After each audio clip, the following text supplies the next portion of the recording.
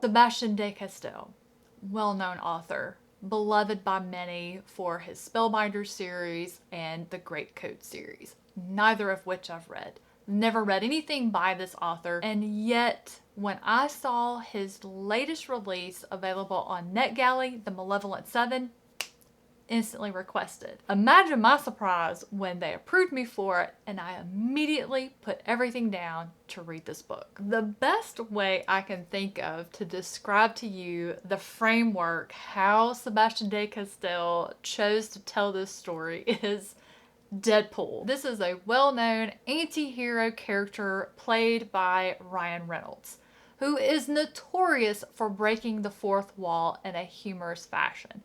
That is exactly how the Malevolent Seven is told to us by the character Cade Umbra. He doesn't necessarily break the fourth wall in that he says things, but in his mind he thinks the truth is he sees it and interprets it, and it's just absolutely hysterical for us, the readers. My name is Leslie Smith. Welcome to The Nerdy Narrative. Today I'm going to review for you The Malevolent Seven by Sebastien de Castell. You might be wondering, why did you request this book if you've never read anything else by the author? Several of my friends and other booktubers that I watch regularly love this author. I've also seen a few interviews with this author, and they definitely sound like one I'd be interested in picking up, but I just never got started. It is the title more than anything that had me wanting to read this book, The Malevolent Seven. That just sounds cool. It also gave me vibes of The Magnificent Seven, which is an old Western cowboy type of movie that I used to watch with my dad all the time as a little girl.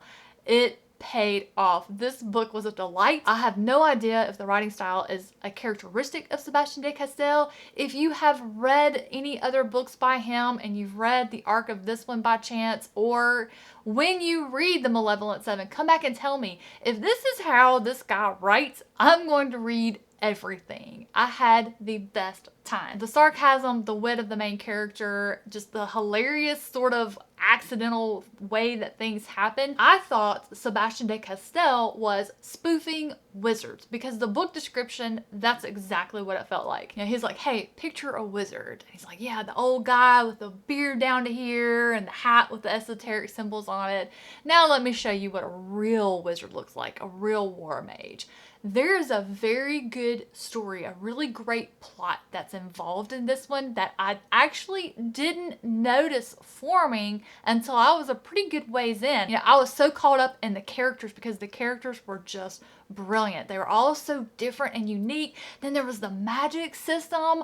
I was taking notes like a crazy person on the magic system that I wasn't paying attention to the plot forming, and it was amazing, and I hope like crazy this is going to be a series. Please let this be a series. Does anybody know if this is going to be a series? We're navigating through this adventure through the point of view of Cade Umbra.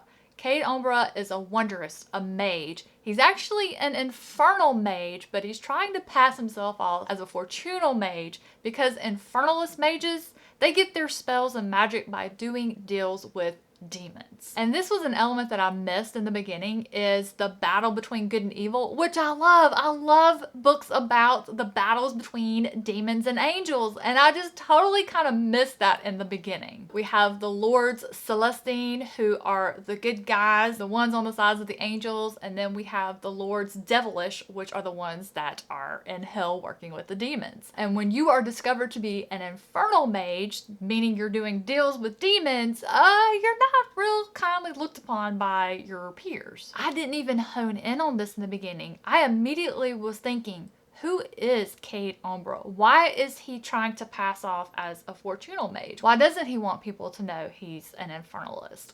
Why is he hiding? Who is he running from? What is this guy's deal? I was so focused on who was this person really? While he is one of our main characters, we have several other very interesting and unique characters, all with different abilities that showcase the magic system, the different kinds of wondrous and spells, where they get their magic from, how they manipulate the different realms and planes to perform this magic. It was so interesting. It is a little complex, But don't worry, the author does not just tell you these things one time and then expect you to have it. We do learn about it over the course of the story, and we learn about it in different ways. So you're not getting that same information repeated in the same way like Robert Jordan. You're getting it in different ways through the normal course of events. I know I'm talking KKKKK. I do love that character, but my favorite character is a little rat mage called Mosin, and I didn't even like him at first. I actually ended up falling in love with him over the course of a few chapters, just like everybody else this guy met in the book, and you'll find out why as soon as you pick up a copy. As far as the atmosphere and the world building, I didn't really notice anything unique or different about it that would set it apart or make it stand out from any other fantasy world that I've read about, which is fine because even though it is the weakest element of this story, all of the other ones were 9s and 10s for me, such as the writing style. I love the way Sebastien de Castell writes, and like I said, I hope this is his technique going forward in the other books that I'm absolutely going to pick up. It's unique, it's fun, while still also being easy to read and understand. It's just the best combination for me when I'm really enjoying a book and I want to just fly through the pages, which is going to keep me focused and in my chair reading rather than, okay, I need to take a break, go do some stuff, and then come back and read. No. I was wanting to sit still and read this one start to finish. Even though it took me a few chapters to get the big picture of what was going on, I didn't mind that because the characters were just constantly stealing the show for me. It was funny because in the beginning, it was all about the characters for me, but as the story progressed, it became more about the plot. Did I want more? Absolutely, I want more. I was frantic, hoping somewhere in the acknowledgments, somewhere online, somebody would say this was book 1 of a new series. I can't find any information anywhere and it's driving me insane. I'm just going to be so upset if I don't get more from the series. Was the door left open for more? Absolutely.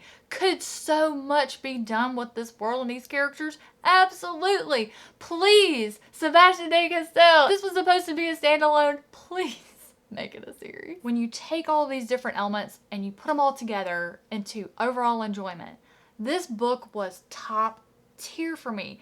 The weakest thing was the atmosphere. Out of what, 6 or 7 elements that I mentioned, only one didn't make a 9 or a 10 for me. I can live with that. I'm good with just 1 or 2 elements receiving top tier marks from me. And here I've got like 5 or 6. There was no way this wasn't going to be a win for me. It was a very unique and engaging spin on the quest trope, which I'm a huge fan for that trope. And Sebastien de Castell really pulled this one off with flying colors. If you love fantasy, if you like grim dark, if you love the quest trope, absolutely I would recommend this one. And I would say skip the library. Go ahead and purchase yourself a copy. You will not regret it. And if you are a rereader like I am, you're definitely going to be rereading this one again over the years.